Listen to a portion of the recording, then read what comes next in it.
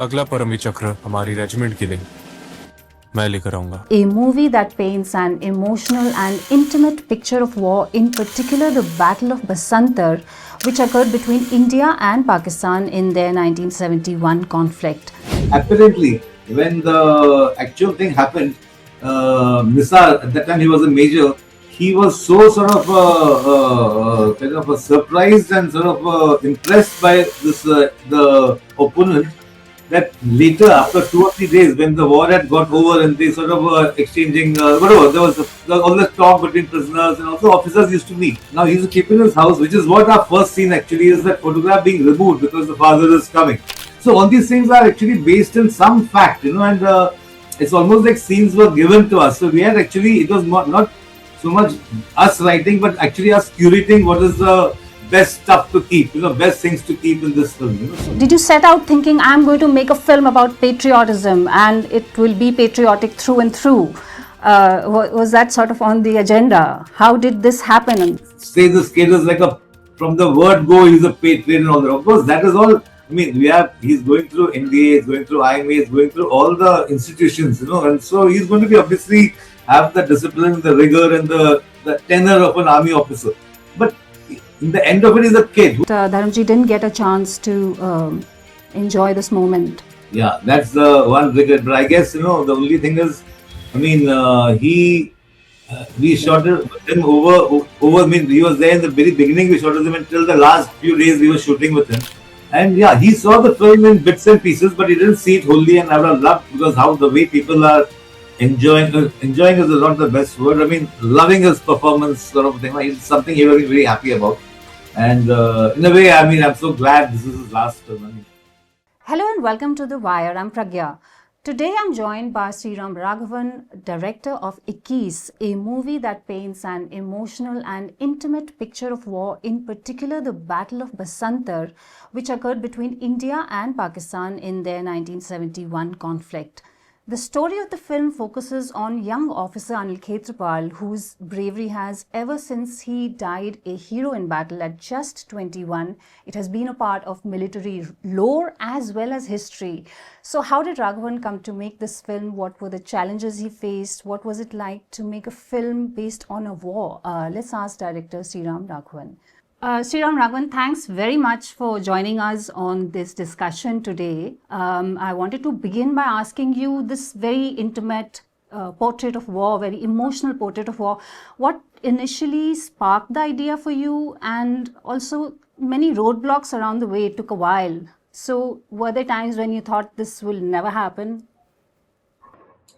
actually, what happened is in this, I mean, I was actually in my producer's office, and there was some talk about this story, that there's something that happened, and one of my colleagues had come back from the Poona Horse regiment. He was talking about the story, and I was just sort of overhearing it in some manner, and I said, "Who's doing this? It's a very interesting subject." So they said nobody's touched so far. So I said, okay, I'm sort of game. And I don't know why I said it. Sometimes, because it's not the kind of movie film I would have probably chosen on my own if I had, and I had actually gone there for another subject entirely. But sometimes what happens is you listen to something and it moves you in some manner, and you say, okay, let's go for it, kind of a thing. That was actually in 2019. So actually, no, not even 19. It was 18. That's not finished Andazon as yet, and we had a little bit of schedule to do. But after that, after I finished Andazon, I began research on this subject. So I started meeting a lot of. First of all, I met Arun Khetarpal's brother. I got a whole lot of stories about him, and I also got a lot of contacts from him. Arun's friends from the NDA, people who are still in touch with him, and they have a Basantar day on December 16th when they all sort of meet.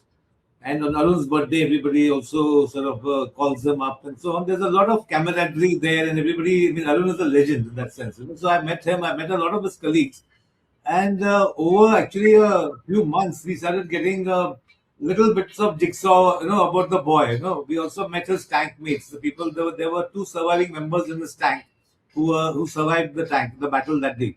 So I met them. They were in Pokhara, and then they called us to their village, and Then we had gone with little toy tanks. They said, okay, tell us how it happened. So there was a whole lot of interesting research I was doing, and it's all new to me, but I enjoyed it. I can go on, No, that's all right. Were there times when you thought this will not happen? You know, the COVID pandemic came in. Maybe there were challenges that you thought, you wouldn't be able to overcome. Did that ever happen? No, that happened quite often actually. Couple of times. First was when we started getting ready. I had done the research. I had got the script approved by the AGDPI. So that was the sort of the first step. Because once they approve it, and they had also assigned an army expert for us. And we also had Brajendra Singh, who was one of the participants in that particular war, and a friend of Arun. He also was our consultant. So and then COVID happened. That time actually I was going to do it with Varun Dhawan because I had worked with him earlier and I thought he would pull it off. But then after COVID, what happened is I also had time to reflect on things. And whenever I read the script, I used to feel we are calling this film 21, and the boy should be a boy, and it's finally about that. You should not have a screen age of whatever. And Varun had been around for 10 years almost, so I spoke to him, and he also understood. Then we were scouting, and we found Agastya. All right. So, what did you hope that the audiences would take away from the film? When you get home, what would they be thinking? I know it's not possible to really guess what everybody would be thinking, but did you have an idea in your mind? For example, when I watched the film in the theater, there were moments of very great silences. There were also a lot of sniffles and tears. Were these the kind of emotional reactions that you thought this film would get? See, actually, when we began the film, we all have an idea of how to. This is a beautiful story. How do we tell it as good as we can? That is our basic purpose. At that time, I'm not thinking, okay, this is the message I'm trying to give. This is the politics of the film and all that. Broadly, all that is coming when you're writing the script. You discuss it with your co-writers and your producers and so on.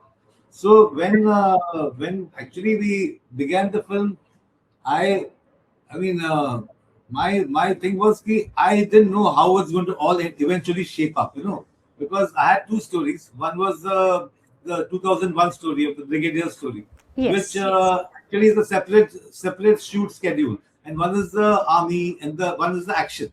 The action needed the tanks to be completely ready and sort of fit for shoot with actors inside and all. They can be quite dangerous actually otherwise. So all these there were different kinds of planning to be done. So we began with the Brigadier story first, and that story was actually the drama of the film, the nucleus of the film in a sense, because that's a true story that really happened, and that's what sort of attracted me to this, this beautiful story of this boy who didn't even know he's going to become a hero. In the last half an hour, he's fighting, and he's just doing his bit, for in the situation. And after 30 years, his father, almost by chance, happens to meet this man who we, the audience, know that has a lot to do with the son's death. So I just found this. So this story was being done while the other story was being prepared. Now, when we were doing the tanks, what happened is we realized that none of these tanks are available to us, not even as a model to study properly, because the Centurion tanks are absolutely obsolete and largely sold as scrap and they're gone. The few that exist are outside cantonments as trophies. And you can climb on top and look at it, but yeah, you can get hurt and there may be a snake inside, kind of a thing. So, because there are no innards of those tanks, then we have to research and actually fabricate those tanks and do a combination of how they move, then how to add the caterpillar, the wheels. So it was a process that took a little trial and error and research. So all that took time. Did you ever feel bogged down by history as you worked on this film, or bogged down maybe by your own research, what you knew, what to keep, what to discard, what works, doesn't work? What was the basis for deciding that? I know that at the end of the day, you're telling a story and the story is there, but still you have to pick the elements, the events that push the plot forward, along with the emotional sort of appeal that the film has. So what was the basis? Did you want people to sort of see the film and fall in love with the Indian Army? Did you hope that they would feel patriotic, a renewed sense of that maybe? What were you hoping to achieve? See, this story, again, all I had was the story in short is a 5 minute story. I can tell you in 5 minutes. It's about how Arun did what he did and how his father went 30 years later and did what he did. So that's the essential story. Now, once we start research, we got, of course, a whole lot of information we got. Now, a lot of it, I also was very clear. I didn't want to make an Amar Chitra Katha version of Arun Khetarpal. It was not just goody boy kind of a thing. So I used to keep sort of, me and my writers used to keep digging for, okay, tell us something he did which you didn't like. Or sometimes you hated him and things like that. And slowly these little things came out, that once he had sort of ratted on his colleagues, which is something which is like, I mean, even now I feel, oh my God, that's such a horrible thing to do. But then the quality of that boy is he then goes and makes up, and how does he convince them? So, I mean, we didn't want him to be a sort of absolute, goody, two shoes kind of a thing. And I kept asking, okay, there's one thing which I probably have not said in any interview, and one or two reviews said, oh, doesn't make sense, but actually it's true. Apparently, when the actual thing happened, Nisar, at that time he was a major, he was so sort of kind of surprised and sort of impressed by this the opponent that later, after 2 or 3 days, when the war had got over and they sort of were exchanging whatever, there was all this talk between prisoners and also officers used to meet. And he asked about this boy. That's when he came to know that he was a kid. He was a kid, and apparently he took a photograph of Arun, and he used to keep it in his house. Now he used to keep it in his house, which is what our first scene actually is, that photograph being removed because the father is coming, and instead he puts another photograph of.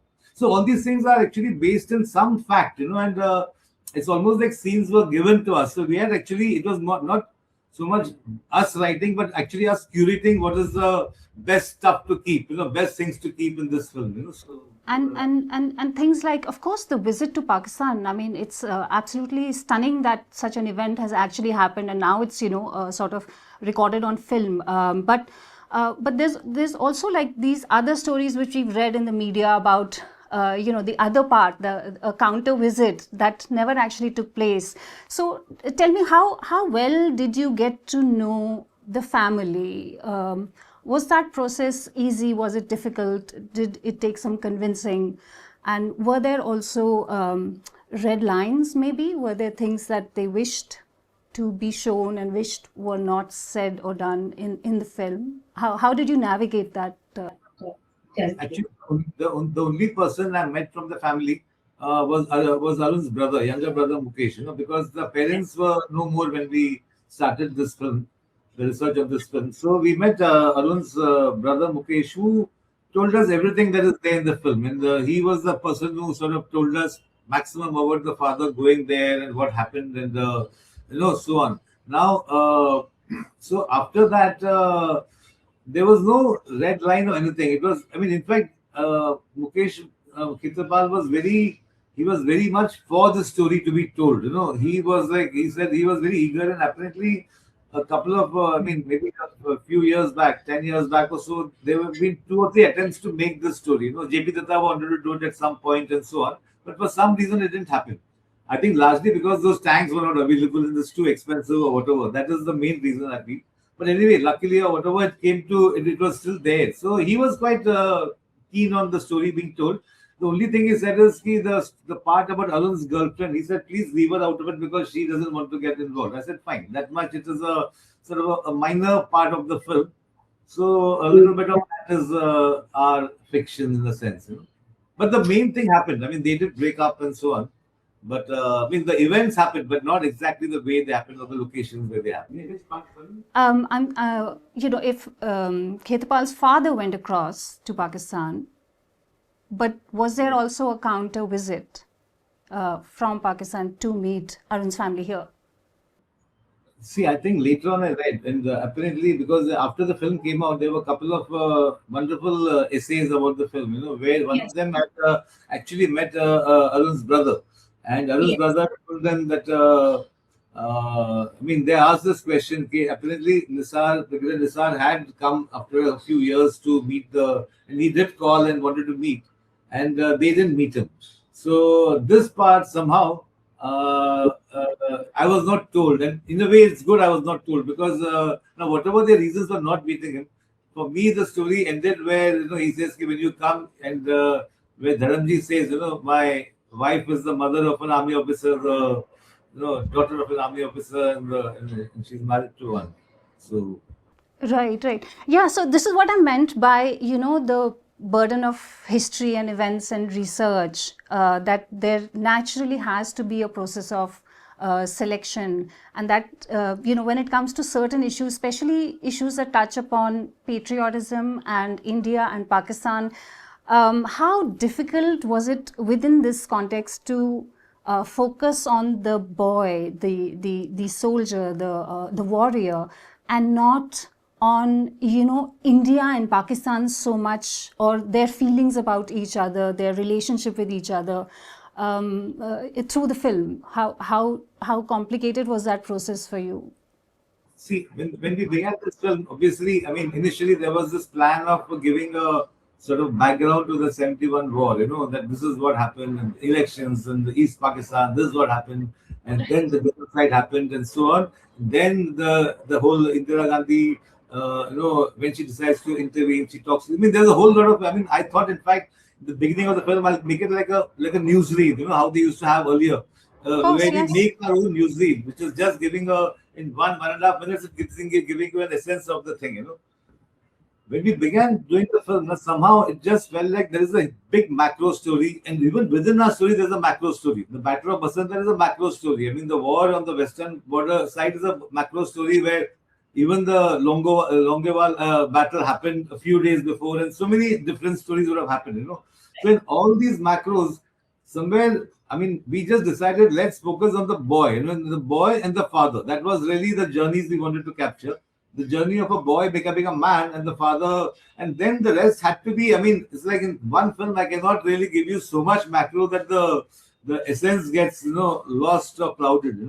So this Right. was a conscious choice we did. Though at some point, I do feel that starting with the newsreel, like how it used to be in olden when I was a kid, I used to watch movies. We were mandatorily forced to watch a film's division 10 to 20 minute capsule. So You didn't want to go down that route.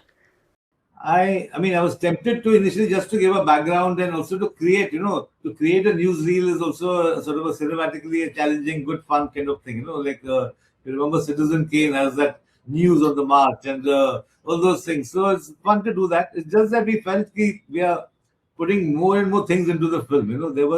We had a beautiful scene which we couldn't shoot because of logistics and budget and all. Where what they used to do is during the war, they used to camouflage the Taj Mahal. So there's this thing of tarpaulin being put on the Taj Mahal dome because it's an easy target for the enemy planes. These That's are right. all crazy things that fuck. I mean, sorry, I don't know my language, but these are things which I wish I could pepper the film with. I mean, so in which case it should have been a series, I guess.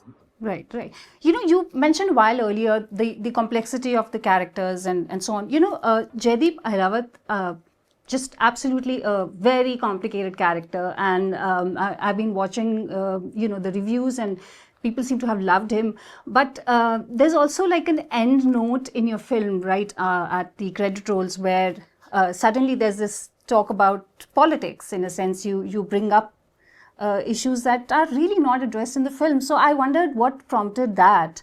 What made What you? made You're you? talking about the disclaimer in the end. No? Yes, We're talking about the disclaimer then. So somehow that's a lot of people have asked me about that. So I just decided not to talk about it simply because I mean, there are some givens for me and all that from A, B, C. So and whatever I say, I mean, it's the point is what I thought the best answer for that is like in Andhadhun, for example, what happens in the end? Is he blind or not? So likewise, the disclaimer, did we put it or not? I mean, figure it out. So You put it. It's all on you. Once it's there, it's on you. But okay, I understand. You don't want to get into too much detail about that. But did you think that it somewhere takes away a little bit from Jaideep's character, from Mr. Ahilawat's character? That was the whole joy of the film, that you can be an emotional person and you can have compassion for the so-called for the enemy you're fighting, why so called, that you can hold these two emotions together was actually the most appealing part of the film for me and for a lot of people I met who watched it.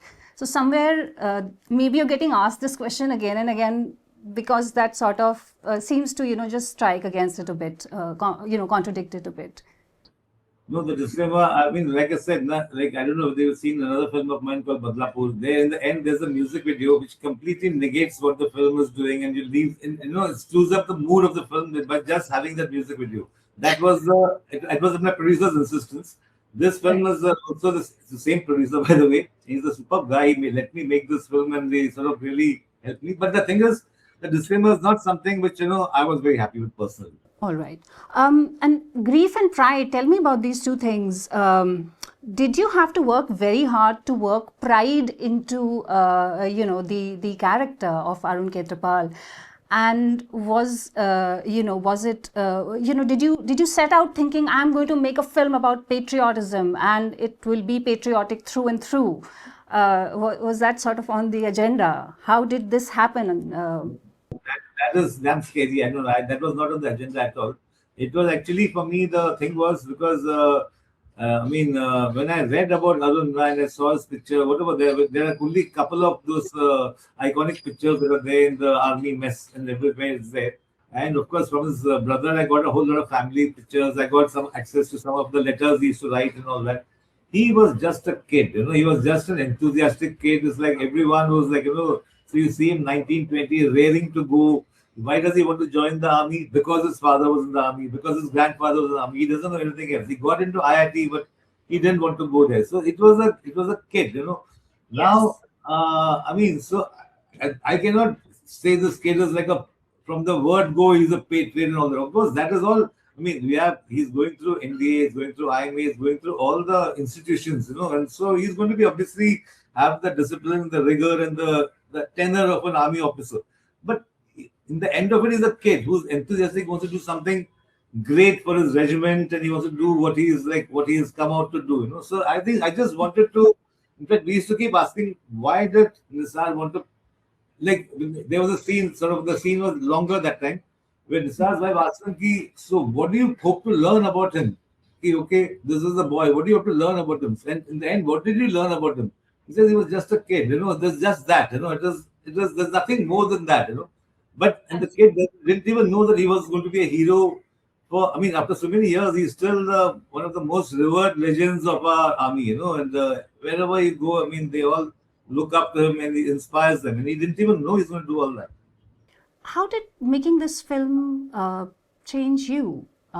It is a step away from the kind of films you made before. It's intense, but it's not a thriller. What do you think it did for you as a creative person, as a director? See, it has done something to me. I don't know what it will. I'll know it by and by, because this film took us, almost 4-5 years. In between, I made Merry Christmas. That was another, because there was time, and then I started this. But we had done research and script, everything was ready. And I've met so many army officers, so many soldiers, and so many people. So something is definitely rubbed off. And plus the whole, the aura of Arun working with Dharamji, and Dharamji connected with the story. So all this has definitely done something to me, which it's a change for the good, I'm sure. Yes, I've heard you say in other interviews that Dharamji didn't get a chance to enjoy this moment. Yeah, that's the one regret. But I guess, the only thing is, we shot it with him over. He was there in the very beginning. We shot with him until the last few days we were shooting with him. And he was a little unwell, but he was still game and he used to do it. And I think coming to the set used to give him a extra sort of energy and so on, And yeah, he saw the film in bits and pieces, but he didn't see it wholly. And I would have loved, because how the way people are enjoying is not the best word. Loving his performance sort of thing. It's something he was very happy about. And in a way, I'm so glad this is his last film. Yes, absolutely. I can really relate to that feeling. In the end, were there audience reactions? Do you do that thing of go and watch the film over and over again in the theaters, or are you done watching it? No more. Are you watching people watch it? Is what I'm asking you.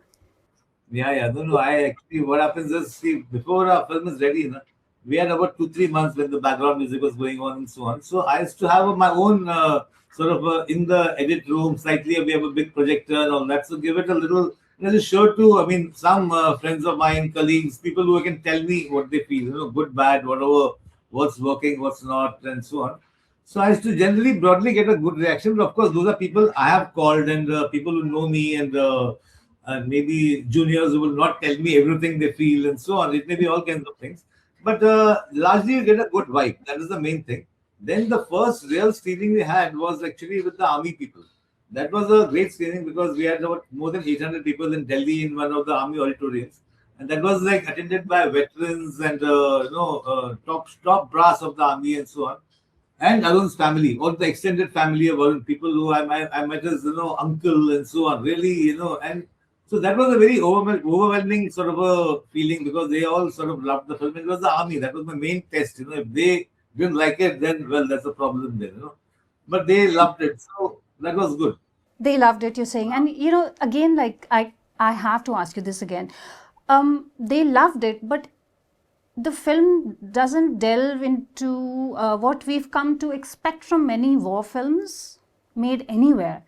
Just a little bit of jingoism, that masala, that tarka, if you want, to just temper the film with a little bit of extra stuff about any of our neighbors. But you sort of went in the other direction. The story went somewhere else.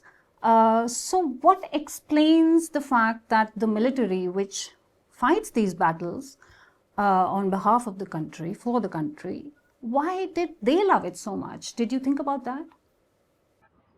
I actually thought it was a great thing simply because the military. See, the thing is, when they saw it, I mean, they appreciated the fact this is how an enemy. See, they're talking about soldiers and the sort of code between the warrior code and so on. That is something that exists in the military a lot. And when this film was being made, it was like 1971. We are not even 25 years after partition and independence and so on.